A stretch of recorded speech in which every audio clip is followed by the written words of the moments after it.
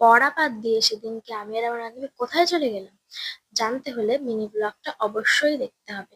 তো hello everyone, সকালবেলা উঠে চা টা খেয়ে দেখলাম আকাশটা খুবই মেঘলা। তারপরে দেখলাম মা হচ্ছে কাঁচের জিনিসপত্রগুলো সব ধুয়ে দিয়েছিল।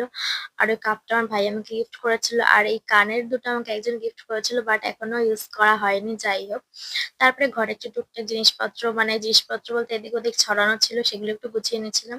তারপরে ঘরে টুকটাক যেরকম কাজ করে থাকি প্রতিদিন, সেই কাজগুলো করে নিচ্ছিলাম। তারপর আমি একটু রোদের মধ্যে একটা জায়গায় গেছিলাম, না গেলেই নয়, তাই গেছিলাম। বাড়ি এসে স্নান টান করে তারপর ভাত নিয়ে বসে পড়েছি।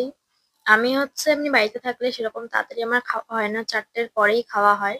কিন্তু কোথাও যাওয়ার হলে একটু তাড়াতাড়ি খেয়ে নিতে হয়। যাই হোক, সেদিন খাওয়া দাওয়া করে রেডি হতে চলে এসেছি। আর তোমরা এটা, মানে কেউ হচ্ছে ফাউন্ডেশন বা অন্য কিছু ভেবো না, এটা ছিল সানস্ক্রিন।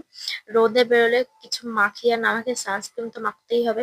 তারপরে রেডি টেডি হয়ে রাস্তায় গিয়ে ওয়েট করছিলাম। তারপরে ওয়েট করতে করতে টোটো চলে আসলো, তারপরে আমরা সোজা স্টেশনে চলে আসলাম। আমি আর আমার বান্ধবী সেদিনকে যাচ্ছিলাম, স্টেশনে এসে অনেকক্ষণ দাঁড়িয়েছিলাম। হয়তো আমরা সেদিনকে অনেকটা আগেই চলে গেছিলাম। যাই হোক, ট্রেনে উঠে মানে দেখতে দেখতে চলে আসলাম আমরা ভি2 তে।